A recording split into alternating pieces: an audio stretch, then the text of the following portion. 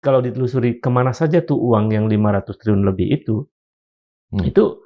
ada ke politisi, ya kan, ada ke birokrat, ada ke ASN, saya nggak tahu, bisa juga ada ke istana kan begitu. Ini kurang lebih hampir 200 PSN se-Indonesia ini yang perlu kita bongkar. Pola-pola PSN ini narasinya itu pola yang sama. Awalnya ini proyek bisnis full swasta, tiba-tiba kemudian berubah. Melibatkan uang APBN, IKN, WUS, BSD, saya pernah laporkan di KPK, itu kan persoalan interaksi antara managing direktur dari PTSM itu punya anak, lalu berkolaborasi anaknya managing direktur dengan anaknya presiden, membentuk perusahaan itu. Itu yang kemudian banyak uang masuk ke perusahaan yang mereka bentuk ini. Semua sebetulnya PPATK tahu. PPATK sudah punya data bahwa dari ratusan triliun di korupsi itu uangnya lari kemana saja. Ini uang ada yang masuk ke rekening ASN, uang ada masuk ke politisi, ada masuk ke jaringan yang berdekatan dengan istana. Kalau misalnya KPK mau, bukan harusnya mau, karena dia punya kewajiban untuk melakukan proactive investigation, lakukan pendidikan di semua proses PSN-PSN itu yang diduga kuat ada transaksi-transaksi yang mencurigakan. Datanya ada di mana? Ada di PPATK.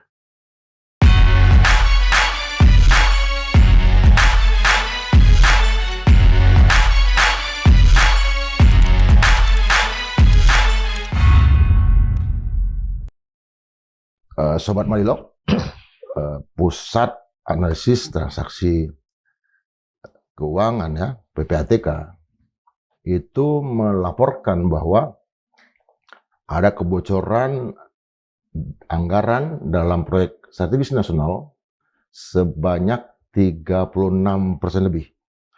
Jumlahnya sekitar 555 triliun selama era Jokowi.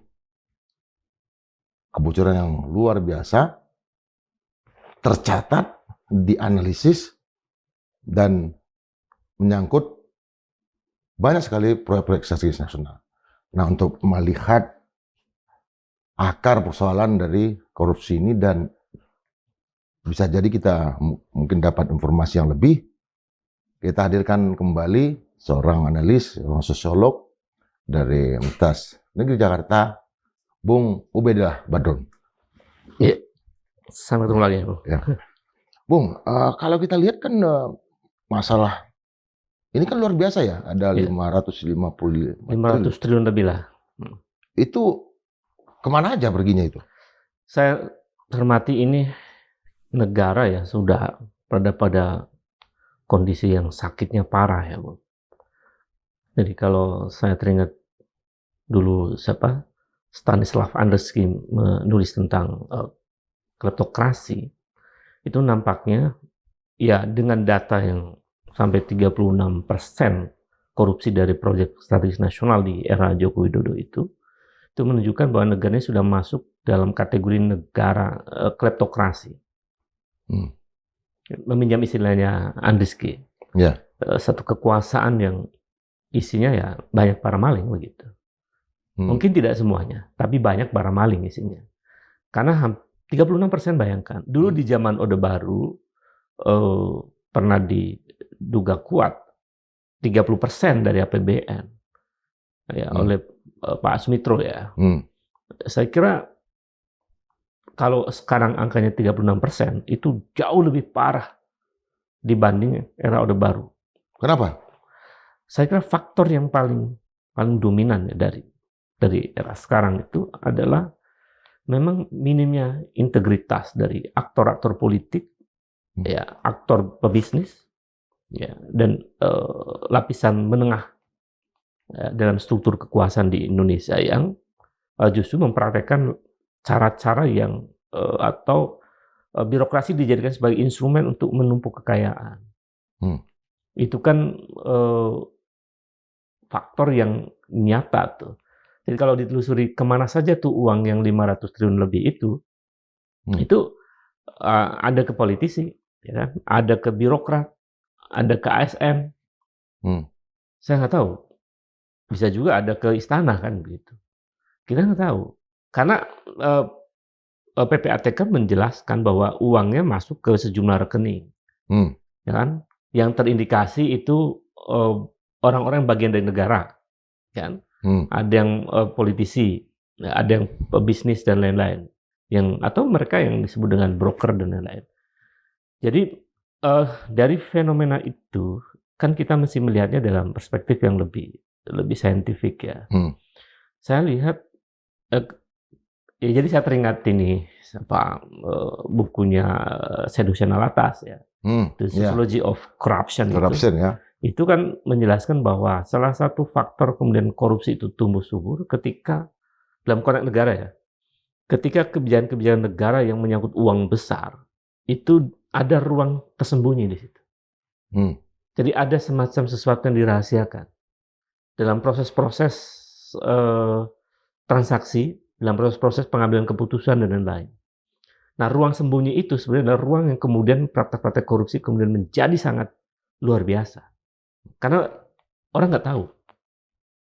Bahkan di sekitar istana pun bisa tidak tahu. Misalnya rapat-rapatnya terbatas misalnya.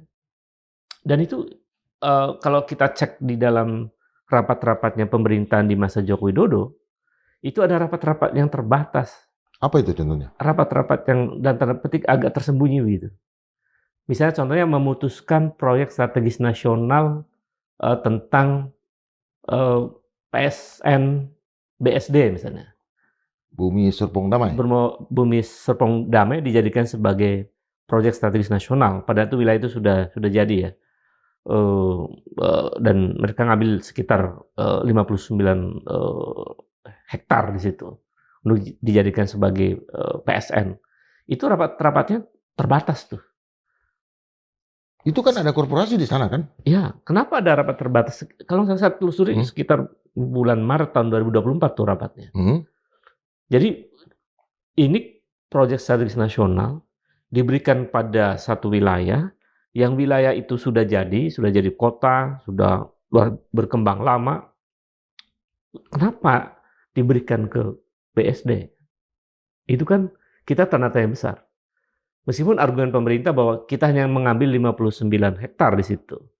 Tapi kan itu kan wilayah yang sudah jadi kota. Ngambil di pinggirannya tetap itu menjadi bagian dari BSD kan. Nah, mereka ngambil 59 hektar. Tapi kenapa ke situ? Bukankah wilayah lain bisa dijadikan sebagai proyek strategis nasional yang tidak ada kait-mengaitnya dengan satu wilayah yang sudah maju, dan itu ada perusahaan swasta yang diduga memiliki konektivitas yang kuat dengan, maaf saya sebutkan, dengan presiden misalnya. Sebut saja misalnya ya, perusahaan di BSD kan ada, Bung Indra pasti paham ya, situ. Ada inisialnya SM lah gitu perusahaannya. Ya. Nah, perusahaan SM ini kan diduga kuat punya interaksi yang intensif dengan Presiden Joko Widodo di masa itu. Ya. Seperti sebelumnya saya pernah laporkan di KPK, itu kan persoalan interaksi antara managing direktur dari PT SM itu punya anak, lalu berkolaborasi anaknya managing direktur dengan anaknya presiden membentuk perusahaan itu. Itu yang kemudian banyak uang masuk ke perusahaan yang mereka bentuk ini. Ya. Yang angkanya kemarin dipakai yang 90 miliar dan lain-lain, itu uang masuk. Itu kan terjadi, itu anak dari managing direkturnya PT SM di masa itu. Jadi kalau dari situ kita melihat memang ada interaksi yang intensif antara PT SM dengan presiden di masa itu. Nah, jadi kalau kemudian BSD dijadikan sebagai PSN, kita patut bertanya dong, ya kan? Mengapa memilih BSD? Faktor apa? Sementara di situ ada perusahaan yang pernah berinteraksi managing direkturnya, anaknya dengan anak Presiden Joko Widodo. Membentuk kolaborasi bisnis dan segala macam ya? Kolaborasi bisnis, membentuk perusahaan baru, dan kemudian mendapatkan suntikan dana dari Ventura itu, dan seterusnya. Yang angkanya fantastis ya pada waktu itu, yang kemudian saya laporkan itu. Sementara perusahaan itu kan juga ada persoalan kejahatan pelanggaran pembakaran hutan itu loh di masa itu. Itu kan di daerah Sumatera, Sumatera.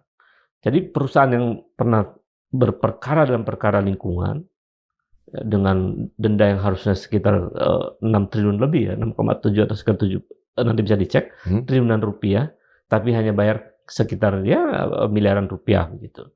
Nah itu tanda tanya besar. Kenapa kerjasama dengan perusahaan yang bermasalah gitu, pada waktu itu, ya kan? Nah, kemudian sekian tahun kemudian, berarti tahun 2002, ya 5 tahun kemudian lah ya. Kemudian BSD dijadikan sebagai proyek strategis nasional. Itu kan tanda tanya kita, karena itu di situ ada perusahaan. Enggak logik dan apa? Kalaupun misalnya hari ini baru mendengar pun tetap aja nggak logik. Nggak logik, karena itu sensitif. Apa karena ada nggak semacam feasibility study-nya misalnya? Kenapa harus memilih di situ? Karena kan proyek PSN yang di BSD itu kan untuk kepentingan teknologi, kesehatan. Itu kan nanti ada dampak lingkungan dong, ya kan? Ya kita ingat dulu ada Puspestek Serpong. Iya, itu kan lain wilayah. Apakah itu? Oh ya, di sebelahnya ya. Beda itu wilayahnya. Iya. Kita nggak tahu apa visibility study-nya di situ. Kenapa memilih di situ? Apa argumen? Jadi setelah saya telusuri memang ternyata ada rapat terbatas yang dilakukan oleh Presiden sekitar bulan Maret tahun 2020. Siapa aja peserta rapat itu, masih ingat? Saya lupa detailnya ya. Tapi dia diduga kuat orang-orang yang menangani PSN ini. Dan perlu dilacak apakah ada dari pihak perusahaan itu yang datang di rapat terbatas itu. Ya, kalau kemudian nanti ditemukan, saya akan beritahu ya. Siapa saja peserta rapat terbatas di bulan Maret tahun 2024 itu yang kemudian memutuskan ujungnya adalah pada akhirnya BSD menjadi PSN begitu. Nah, saya kira itu satu contoh ya, Bung Indra, bahwa ternyata proyek strategis nasional di masa era Joko Widodo itu banyak masalah. Gitu. Itu satu contoh ya? Itu baru satu contoh. Termasuk WUS kan gitu. Ya. Kemarin kita bahas, sudah bahas ini. Ini kedua itu. Yang kedua. Jadi pola-pola PSN ini narasinya itu pola yang sama. Awalnya ini proyek bisnis full swasta. Swasta. Tiba-tiba kemudian berubah. Melibatkan uang APBN. Itu kan sama dengan IKN kan PSN juga. Ya. IKN, WUS, BSD, dan lain-lain. Itu kita belum ditelusuri. Ini kurang lebih hampir 200 PSN se-Indonesia ini yang perlu kita bongkar.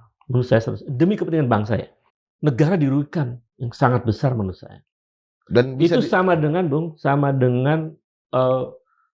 uang kerugian negara yang 36% itu sama dengan 10 pembiayaan provinsi di Indonesia.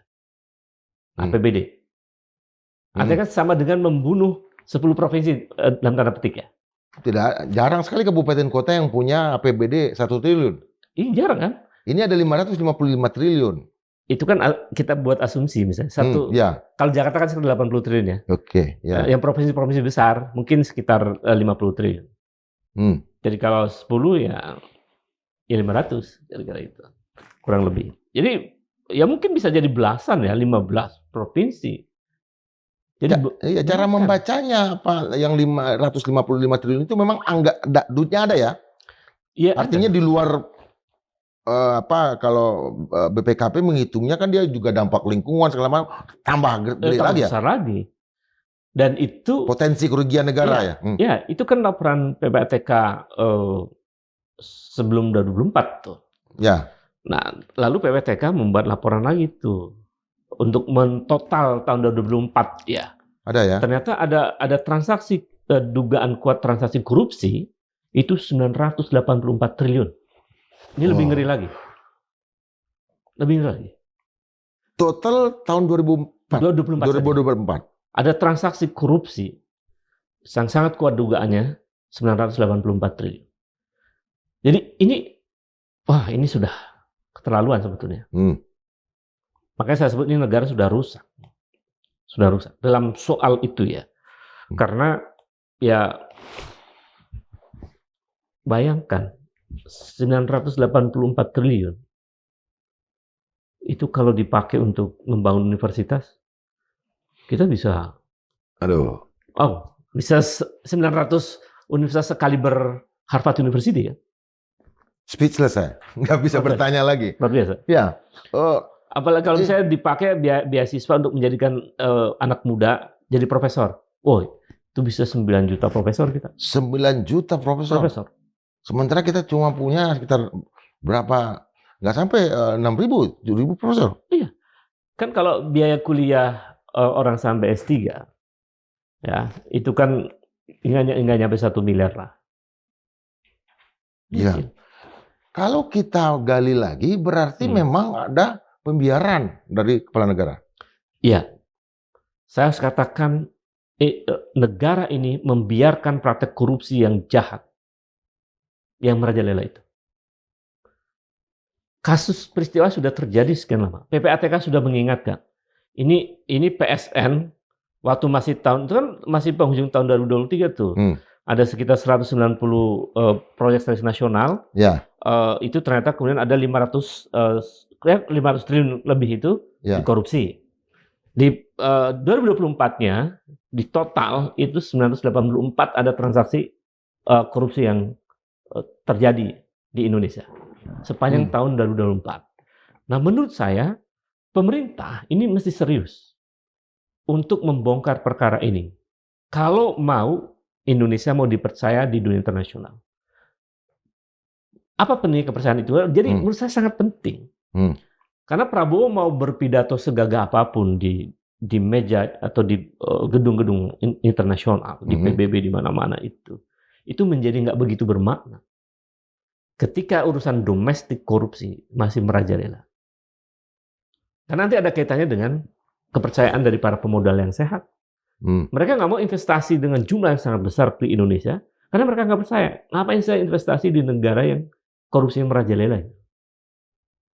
Nggak mungkin. Jadi Prabowo pasti pusing ini. Bukan tujuan investasi ya? Bukan. Mereka nggak mau. Paling ya oke lah 2 triliun loh. Nggak mungkin sampai ratusan triliun bisa. Berat. Mereka. Jadi speech-nya Pak Jokowi itu sekian ratus segala macam investor segala macam itu apa itu? Itu bohong ya. Saya harus katakan itu bohong. Karena bukti empiriknya, waktu misalnya contoh proyek strategis nasional IKN. Pada awal IKN itu dia mengatakan bahwa ini dibangun dengan pembiayaan swasta. Kan itu. Apa yang terjadi? Terakhir sebelum dia lengser, laporan pembangunan tahap pertama IKN itu 60% pembiayaan dari APBN.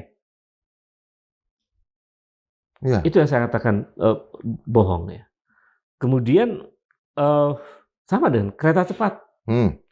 Awalnya B2B, ini swasta nih, ya bukan APBN. Karena itu nggak ada jaminan dari APBN. Tapi kan kemudian berujung dia rubah tuh peraturan. Ya.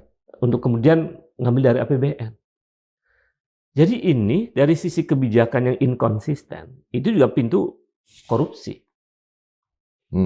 Jadi ya tadi kalau kita merujuk pada bukunya Sedusen Alatas itu, bahwa salah satu ciri ruang korupsi dalam tata kelola negara itu adalah ketika negara membuat kebijakan yang sembunyi-sembunyi itu loh. Ya, di ruang gelap. Ya. Jadi kita nggak tahu mengapa misalnya perubahan dari B2B ke B2G misalnya. Kan nggak tahu. Lalu kenapa rapatnya sangat terbatas untuk memutuskan proyek strategis nasional. Lalu baru secara terbatas gitu yang lalu dibawa ke mungkin dibawa ke DPR atau di sidang pleno dan itu juga patut dicurigai DPR-nya di masa itu. Di periode kedua kan? Ya, sukses fee segala macam. Dan tahun pemilu ya? Iya. Itu ngeri itu. Makanya kemudian Luhut bilang ini misalnya satu PSN disebut sebagai proyek busuk dari awal kan? Ini kenapa busuk? Kan harus jelasin. Jadi saya nggak tahu apa yang terjadi. Kenapa DPR diam? Kenapa DPR diam? Padahal kan problem kereta cepat dan PSN yang lain itu perlu digali secara mendalam. Harusnya komisi-komisi yang ada di DPR ada diskusi mendalam soal itu. Apakah Pak Purbaya nanti akan sampai ke tingkat itu juga?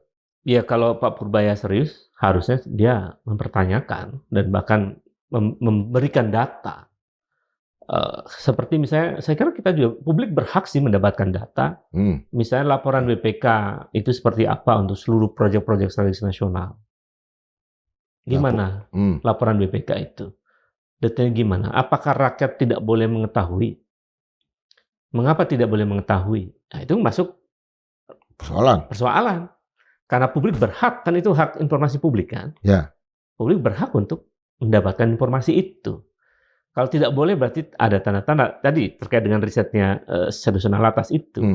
Sesuatu yang dirahasiakan memungkinkan ada tindak pidana korupsi di situ dalam pola-pola kebijakan kekuasaan. Jadi ya Purbaya menurut saya kita belum dengar komentar Purbaya tentang kebocoran PSN yang sampai 36% itu. Yang angkanya lebih dari 500 triliun.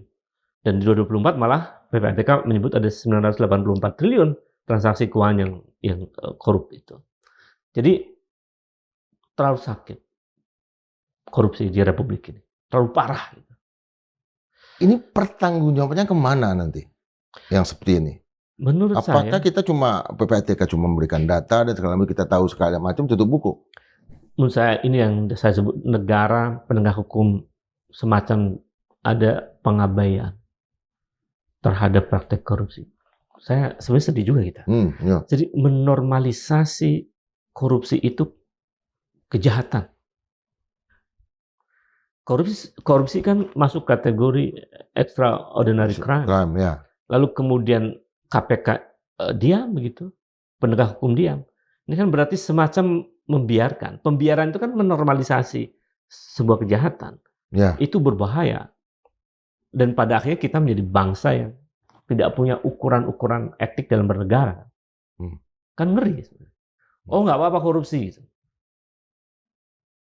Ya. Anda Genji lihat, saya mau jadi politisi, saya mau jadi presiden, korupsi nggak apa-apa. Kan kehilangan nilai.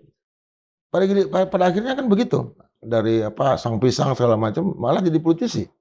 Apa itu lebih menjadi politisi kan sebetulnya orang yang sudah siap mental, intelektual, dana segala macam.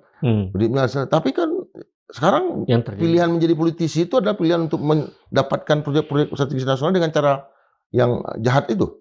Iya, itu yang kita mungkin bisa menyebutkan bahwa ini kemunduran yang sangat parah. Karena dalam banyak teori birokrasi, ketika sumber daya politik mau masuk politik itu berorientasi bahwa kekuasaan itulah instrumen untuk menumbuk kekayaan, itu kita seperti kembali ke birokrasi abad ke-18, 19, era kolonialisme. Bahwa kekuasaan itulah instrumen untuk menumpuk kekayaan. Ya. Kita mundur sekian abad, Bung. Nah, siapa yang membuat kemunduran itu? Ya, siapa yang membuat kemunduran ini terjadi? Ya, penegak hukum, elit kekuasaan yang mempraktekkan. Semua. Mereka mesti bertanggung jawab. Nah, bagaimana cara membongkar itu semua? Sebetulnya sesederhana yang kita diskusikan begitu. Kan sederhana, Bung. Misalnya gini. Misalnya, PPATK sudah punya data bahwa dari ratusan triliun di korupsi itu uangnya lari kemana saja. Kan dia nyebutin tuh. Follow the money ya? Iya, ini uang ada yang masuk ke rekening ASN. Ya, disebut. Uang ada masuk ke politisi. Ya. Uang ada masuk ke pihak-pihak tertentu. Subkontraktor. Iya, subkontraktor. Ada masuk ke jaringan yang berdekatan dengan istana misalnya. Ya. Atau yang lain-lain. Ya. Itu semua sebetulnya PPATK tahu. Lalu? Karena ini sudah menjadi public issue, maka KPK sebagai penegak hukum dia memiliki kewajiban untuk melakukan namanya investigasi. Ya, untuk melakukan investigasi langsung. Penyelidikan? Dalam kerangka penyelidikan kah atau? Ya, penyelidikan lah. Penyelidikan ya? Berhak KPK melakukan penyelidikan tentang data-data transaksi-transaksi yang uang-uang korupsi itu. Setelah penyelidikan dilakukan baru penyidikan kan.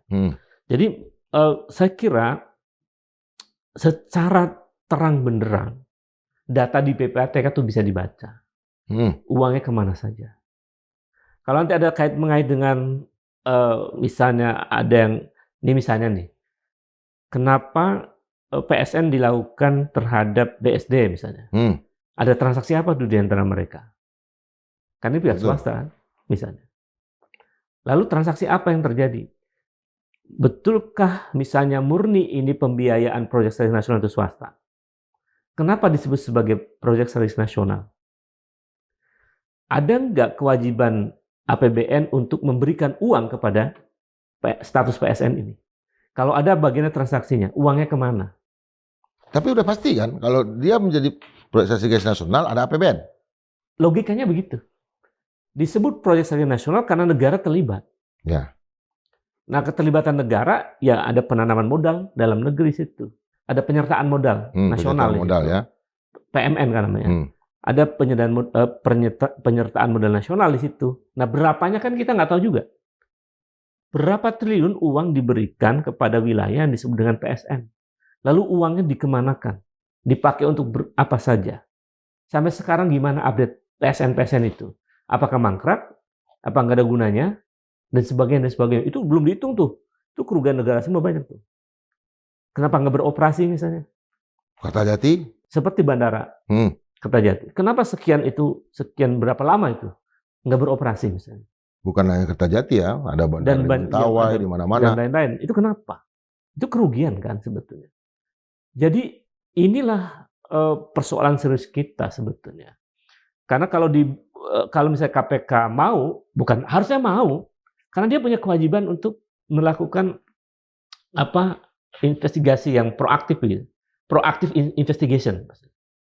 Dia harus melakukan itu.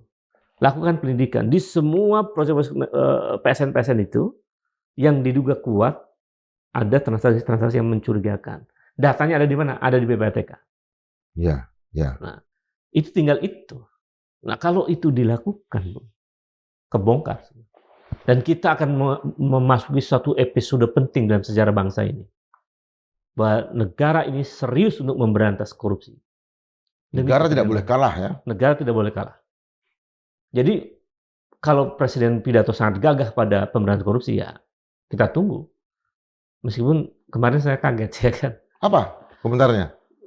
Ketika dia meresmikan stasiun di Tanah Abang, beliau kan bilang bahwa itu tanggung jawab saya. Urusan bus tuh kereta cepat nggak usah ribut-ribut, tanggung jawab saya. Pernyataan Prabowo ini menurut saya salah. Karena itu orang kemudian menafsirkan, dan saya berhak menafsirkan ya, bahwa urusan kereta cepat itu dianggap hanya urusan memperpanjang jangka waktu pengembalian utang, lalu membayar tagihan. Bukan itu saja urusan kereta cepat itu, bukan itu. Itu sederhana. Kalau mau restrukturisasi tinggal ke China Development Bank untuk menambah waktu, ya kan? Kalau urusan tagihan bunga utang dan angsuran, itu ya tinggal ngambil uang di Danantara kan, masih ada uang di Danantara kan? Masih. Meskipun nanti berdampak besar tuh, karena Danantara kan tujuan Danantara itu bukan untuk itu. Bukan untuk itu, untuk yang lain. Untuk yang lain, untuk membangun banyak hal kepentingan untuk mimpi-mimpi lah. Iya, mimpi. Bukan untuk jadi kayak dealer untuk mengatasi utang kan, bukan itu fungsi Danantara itu. Jadi kalau itu bukan persoalan kereta cepat, itu bukan di situ. Persoalannya adalah ada dugaan kuat markup di situ. Ya kan? Yang harga per kilometernya sampai 52 juta dolar. Padahal di standar yang sama di negara lain, khususnya kan ini kan pakai Tiongkok ya. Di Tiongkok itu cuma sekitar 18 sampai 20 juta dolar. Jadi berapa? Oh, 3 kali lipat tuh. 300% harga per kilometernya di Indonesia. Itu tanda, ya kan? Ada tanda di situ. Kemungkinan besar markup, ada dugaan korupsi di situ.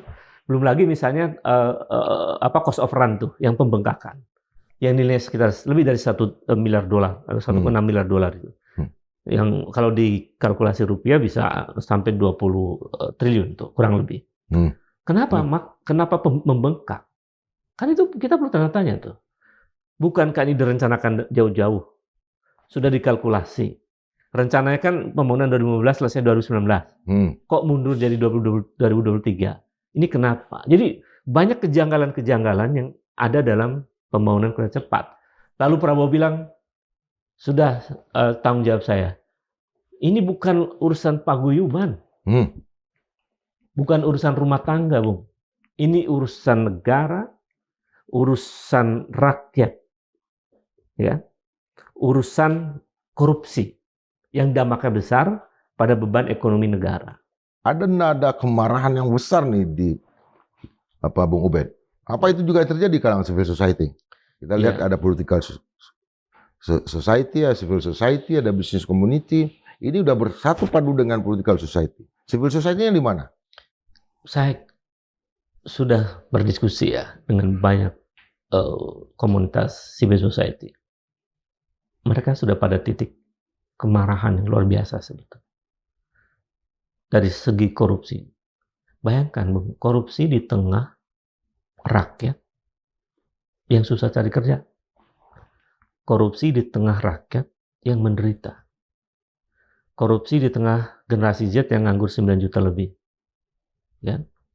Korupsi di tengah 150 juta middle class, kelas menengah turun. Mungkin 60% dari mereka kemungkinan besar menjadi lower class. Collapse. Lalu mereka berpesta dengan uang APBN. Mengkorupsi. Dan uang itu berasal dari pajak rakyat. Berasal dari utang negara. Ini kekejaman menurut saya. Makanya ini harus dibongkar. Ini yang membuat negara kita nggak maju-maju. Presiden kalau mau serius, saya pakai kalau karena kemarin nggak kelihatan serius memberantas korupsi gitu loh. Saya harus katakan itu. Ada sih yang kelihatan kan langkah-langkahnya lewat Kejaksaan Agung. Tapi urusan-urusan yang sangat penting nggak dituntaskan, nggak jelas gitu. Kan dianggap selesai nih. Saya sudah tanggung jawab selesai. Kan nggak begitu. Mestinya Presiden mengambil posisi tanggung jawab pemberantasan korupsi dan mengejar yang itu tadi. Itu yang dilakukan. Saya bertanggung jawab bukan menyelesaikan masalah restrukturisasinya, itu gampang gitu. Tinggal negosiasi dengan Cina. Tapi saya bertanggung jawab perkara ini akan saya tuntaskan perkara korupsinya. Kan itu. Dan proyek yang lain, iya. Itu yang harus dikejar ya. Betul, termasuk proyek strategis nasional yang lain. Dan itu boleh lagi minta perlindungan ke kita ya. Betul. Dan itu bukan narasi kebencian kepada orang tertentu gitu misalnya. Kan yang ada produksi begitu kan, seolah-olah karena nggak suka dengan pemerintahan sebelumnya. No, bukan. Ini soal negara. Ini soal 500 triliun lebih. Bahkan ini soal 984 triliun. Soal bocor. Soal korupsi. Ada perbedaan wajahnya Pak Prabowo berarti di mata teman-teman. Saya lihat pada soal PSN, Prabowo belum terlihat untuk memberantas korupsi sampai ke akar-akarnya. Tapi kalau dalam urusan soal lain, kayak kasus energi ya, minyak dan lain-lain, maafkan sudah misalnya dalam kasus Raja Khalid misalnya, atau kasus-kasus yang lain, itu dia ini. Tapi dalam soal yang justru ini uang negara, yang jumlahnya hampir 1.000 triliun, yang kelihatan yang terdata oleh PPATK, artinya bukan yang lain lagi ya Pak. Ada itu kalau di potensi yang lain kan banyak ya. Ini sudah terbaca kok. Transaksinya kelihatan. Ada akuntansinya ya. Iya, ada transaksinya. Kok diam? Kok tidak serius? Jadi Prabowo perlu kita kritik keras dalam soal ini. Dalam soal IKN misalnya kan memang ini nanti ibu kota politik dan segala macam. Tapi yang kita lihat sekarang banyak sekali data menunjukkan bahwa ketika IKN itu digali, korupsi untuk menambang aja udah berapa banyak? Itu luar biasa. Jadi kalau IKN itu total pembiayaan kan sekitar 600 triliun ya. 600 triliun. 30%, 200 triliun. Potensi korup. Di IKN saja? Di IKN saja. Belum dia mengambil itu tadi, ada timah, tambang, ada batu bara, segala macam diambil kan? kita nggak tahu apa yang dilakukan apa yang dilakukan oleh pihak swasta. Kan itu sebagian kecil kan sudah ada yang sekitar 30% lah. Itu ada investasi swasta, tapi investasi lokal ya. Kan banyak kan, makanya mereka minta. Jadi kan ada dugaan kemudian kayak PSN, BSD itu seperti balas budi gitu. Karena mereka barter mau, ya? Iya, karena mereka mau investasi di IKN, meskipun nggak sesuai target kan. Nah, kita nggak tahu ketika mereka beli tanah di IKN itu, diapain aja tanahnya. Bangun apa, apakah juga termasuk mereka berkuasa dengan isi di dalam bumi mereka itu, kita nggak tahu. Jadi menurut saya kebocoran-kebocoran yang sedemikian dahsyat ini PR besar yang harus dibongkar, diselesaikan oleh pemerintahan era Prabowo ini. Kalau Prabowo nggak bongkar itu, tapi hobi bongkar-bongkar yang lain, percuma. Prabowo, saya kira orang yang mau baca. Coba baca hasil risetnya World Economic Forum gitu. Yang banyak menjelaskan bahwa mereka meneliti pemodal-pemodal besar global yang sehat. Apa yang membuat mereka mau atau tidak mau investasi di sebuah negara. Mereka tuh nggak mau investasi di negara yang korupsi merajalela, Bung. Mereka nggak mau investasi di negara yang tidak menjalankan good governance. Mereka lebih memilih tempat junta militer ya? Mereka lebih memilih yang good governance. Ya. Meskipun misalnya mereka agak sedikit mungkin otoriter begitu. Ya, otoriter itu maksudnya. Ya. Iya. Tapi kita bisa lihat percontohan misalnya seperti di Korea Selatan. Korea Selatan tuh bisa menjadi contoh menurut saya. Karena secara demokrasi juga bagus misalnya. Secara penegakan hukum bagus di sana. Kan indeks penegakan hukum di sana tinggi. Kita 0,53 ya. Jadi masih merah rapotnya. Mereka sudah mendekati 1. Jadi hampir 100 ya.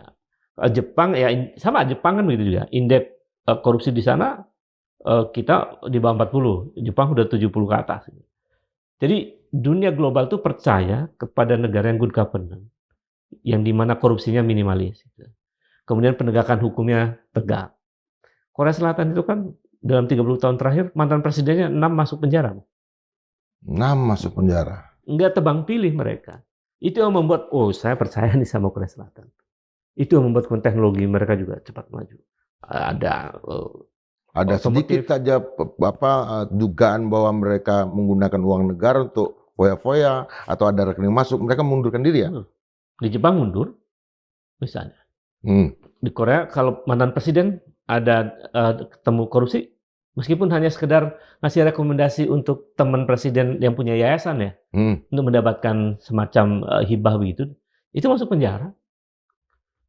Jadi penegakan hukumnya tidak pandang bulu, tidak tajam ke atas, tumbul.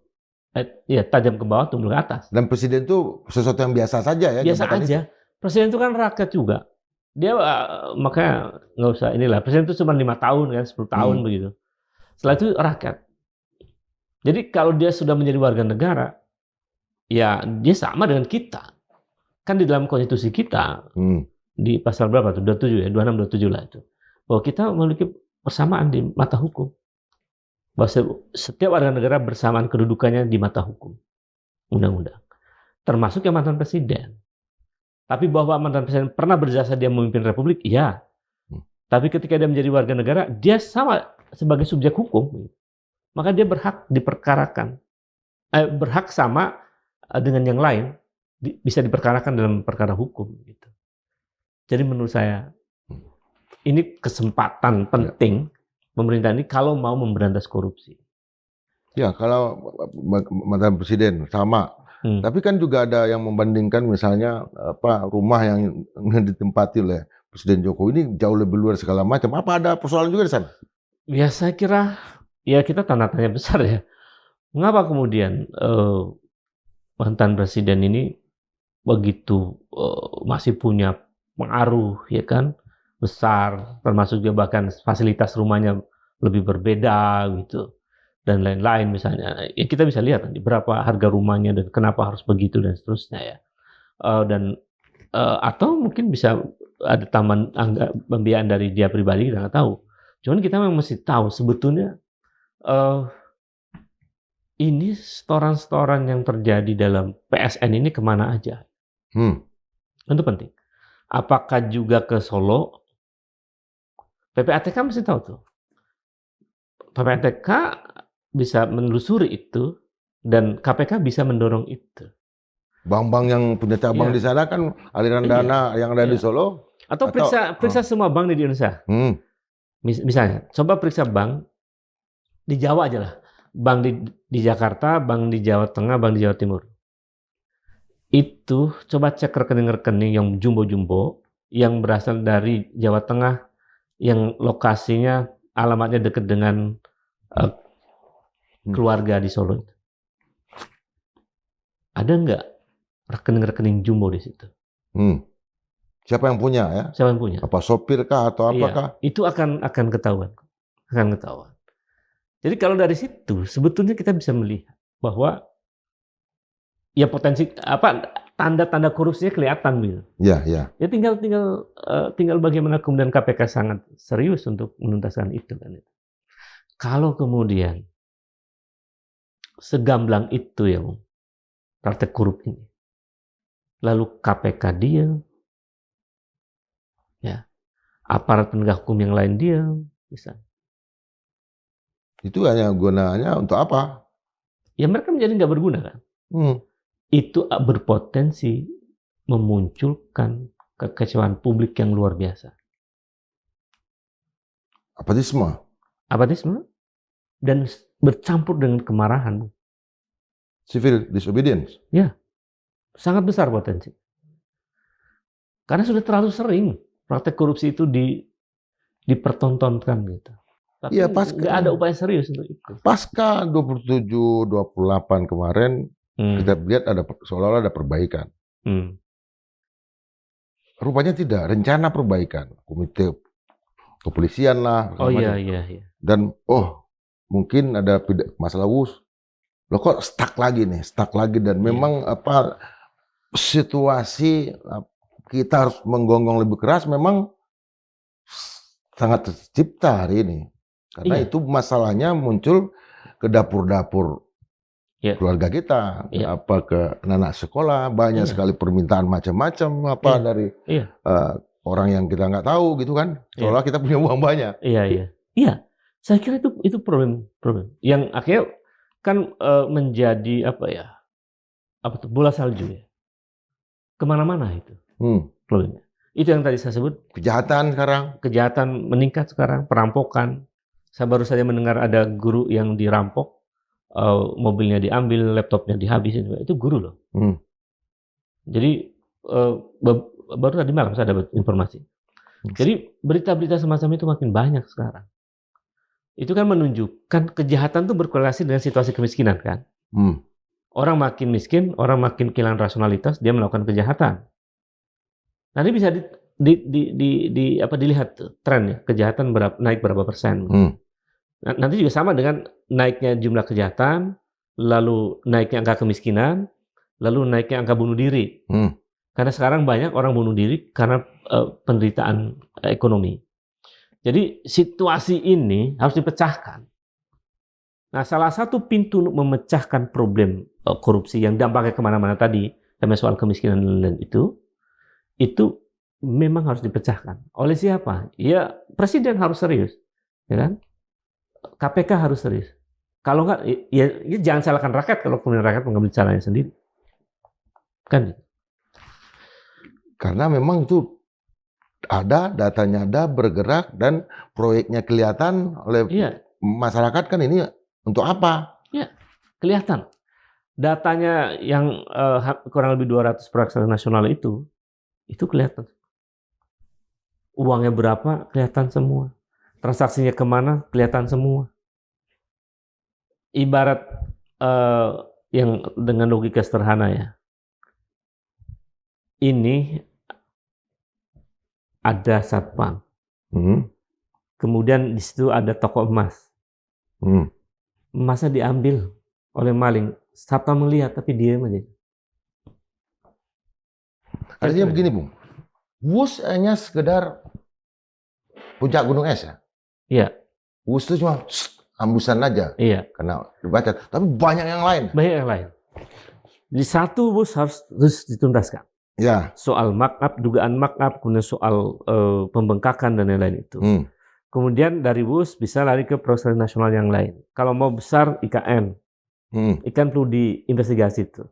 Kemudian PSN lain tuh. Nah, jalan tol yang bergelombang itu, tapi kan katanya dari luar. Kemudian bandara, pelabuhan. Ini kalau mau bersih-bersih ya. Supaya kita mengakhiri ini praktek-praktek korup kayak gini nih. Pengadaan kapal, penyeberangan kan banyak itu. Semua banyak. Banyak sekali. Yang tadi kurang lebih 200 proyek nasional itu. Jadi kalau itu dilakukan, Bung, kita akan masuk ke episode baru. Mungkin dalam wajah yang ganda ya. Karena satu sisi kita tahu bahwa pemerintahan ini membawa cacat bawaan. Ya kan? Ada persoalan waktu di awal-awal pemerintahan itu. Prosesnya ada cacat etik dan lain-lain. Di sisi lain, pemerintahan yang semacam ini misalnya dia serius memberantas korupsi. Nah, itu situasi yang unik tuh secara politik dan psikologi politik tuh. Ya. Ini saya sebut babak baru di mana wajah ganda kekuasaan sedang ditunjukkan. Seperti kemarin kalau di Brazil kan orang lihat kan Rio de Janeiro ya terhadap narkotika ya. Iya. Itu kan sesuatu yang mencengangkan. Iya, luar biasa. Jadi ada di satu sisi orang bisa melihat bahwa rezim ini cacat. Tapi orang juga akan bisa melihat, oh dia meskipun cacat, dia serius memberantas korupsi misalnya. Ini kan masih ada poin. Masih ada poin. Ini jadi saya ingat pemikirannya siapa? Maurice Duverger tentang kekuasaan itu berwajah ganda. Mirip Dewa Janus. Jadi wajahnya dua. Gitu. Itu kekuasaan cenderung begitu kan. Jadi kalau mau menampakkan itu Prabowo, ya silakan. Tapi kalau kebanyakan wajah yang satunya itu justru buruk, nah, wajah buruk itu akan banyak dilempari rakyat gitu. Dalam konteks kekuasaan. Lempari dalam makna tanda petik ya. Jadi menurut saya ya cara-cara radikal untuk memberantas korupsi harus dipilih. Kalau tidak radikalisasi massa sangat mungkin terjadi. Kalau pengalaman kita kan itu selalu muncul, oke, silakan orang parti-parti dulu malam tahun baru dulu. Tapi pas tanggal 1 Januari rasionalitas muncul. Semangat muncul. Iya. Kalau itu terjadi ya, memberantas korupsi itu akan membangkitkan semangat baru. Dan itu akan ada keberhasilan laporan akhir tahun itu. Iya. Kan itu. Ini kan udah mau akhir tahun ya. Ya. Itu akan membangun semangat baru dan dunia internasional juga akan lebih percaya. Tapi kalau kemudian itu tidak dilakukan, tahun baru adalah tahun gelap.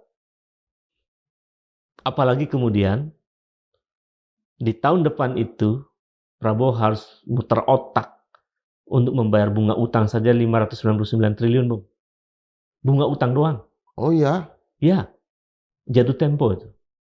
Belum bayar angsurannya. Dan ke luar negeri nggak ada yang dapat ya? Susah. Jadi situasi buruk, kemungkinan buruk di ekonomi di tahun depan tuh mulai terlihat. Biasanya Amerika government shutdown juga berpengaruh ke sini kan? Iya. Jadi kalau persoalan domestik yang nggak diselesaikan, dampaknya akan besar. Karena persoalan internasional kita juga cukup berat ya dalam soal ekonomi. Utang terus tuh. Harus bayar bunga, ada angsuran dan semacam. Berat. Warisan utang kemarin kan sangat banyak. 8.500 triliun. Kita kan berterima kasih sama Purbaya. Mulai semangat. Pasukan perang. Kita membentuk diri menjadi barikade dia. Menjadi pasukan dia. Tiba-tiba ada yang kehambat. Justru untuk persoalan yang sangat serius, penting bagi publik. Simbolik ya. Yang simbolik ini yang itu yang tadi saya sebut berbahaya. Karena orang lagi ngegas itu ya. Sama dengan bapak lagi gas, tiba-tiba ada gerbong ya. Ada batu karang jatuh gitu. Keretanya yang terguling. Harapan yang terguling. Harapan terguling. Dan ketika harapan terguling, dia akan menimbulkan banyak masalah yang luar biasa. Oke, Bung. Jangan sampai kita orasi. Ya. Sobat Marilog, kami memutuskan menghadirkan lagi Bung Ubed ke sini untuk mencari celah lagi supaya persoalan yang memang sangat dasar ini tidak hanya semata-mata terkait dengan HUS. Ketika itu juga dijadikan sebagai masalah negara, kepala negara, segala macam, kita melihat bahwa, oh bukan itu aja, ada yang lain. Kita adalah anak nakal, dan memang tugas kritis itu sudah menjadi nafas dari pergerakan. Ya. Tetap berpikir merdeka 100% dan kita berantas korupsi. Salam. Ya. Terima kasih.